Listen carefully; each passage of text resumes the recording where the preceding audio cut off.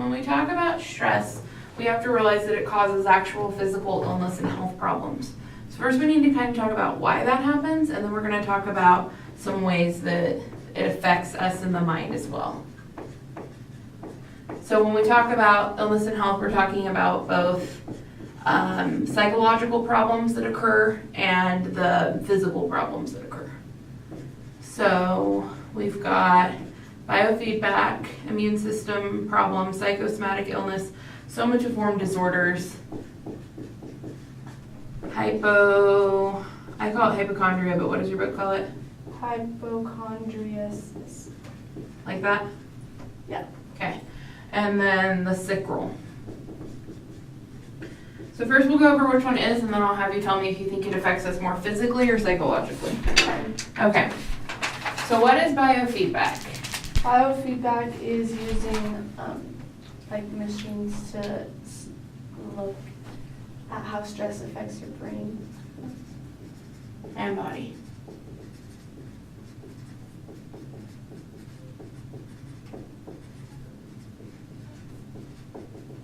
Good.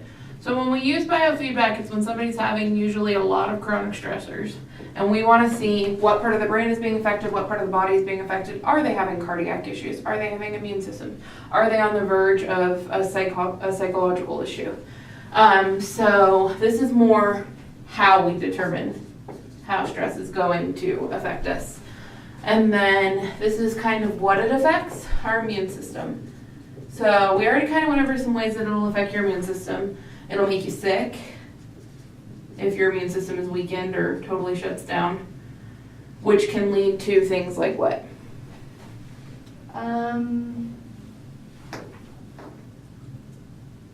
What do you mean? Like fatigue, heart issues. Yeah. Can you think of one more maybe? I'm trying to think of like bodily, like your body, so like what am I trying to say? Like you'll have extra problems where Like aches. Aches and pains. Yeah. That's definitely something that happens when our immune system's kind of upset at us. Yeah.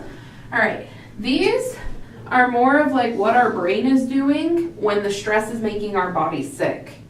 So what is a psychosomatic illness? It says an interaction between mind and body that produces an illness. Mm-hmm. So mind and body communicate, and we realize we're sick.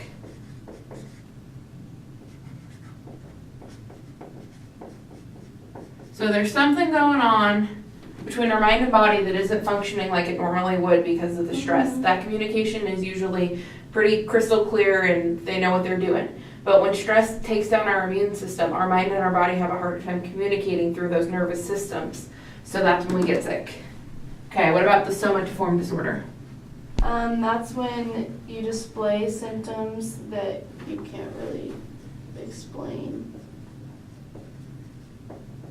by a specific medical condition. Mm-hmm. So like, you could be showing all the symptoms for cancer, but we test you for cancer and you don't have cancer. We don't know what's wrong with you. And this was back when they didn't know that stress caused so many issues. Stress can do things to our menstruation cycles. Stress can do things to whether or not we get a cold. Stress can give us blood pressure issues, aches and pains, etc. So what about hypochondriacs? When you think of that, what do you immediately think of? I think of like you're obsessed with the little symptoms. Mm-hmm. People that are hypochondriacs usually think they have anything and everything. So what do your notes say about what hypochondriacs is? Disorder when person thinks small symptoms are life-threatening illnesses. Yeah. So can you give me an example of what you think that would be?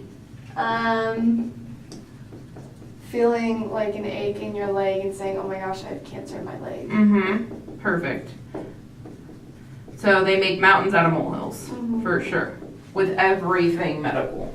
Okay, and then what is the sick role? Sick role is the idea, I guess, that when you're sick, you don't have to do anything. You get to, sit on the couch and eat food, eat want to. And So kind of when we get sick, it's like this idea of how we think we should act and be treated, right? So like if we're sick, we get kind of offended when somebody asks us to vacuum or, yeah. help make dinner. You're like, dude, I'm sick now. So this is just kind of something that society has taken on as well, but it's actually something that psychologically we recognize. When you're sick, you feel entitled to more things, and you also feel kind of the right to be lazy. So, all right, any questions on how stress affects us, what it affects, or the types of ways that our mind deals with it? Awesome.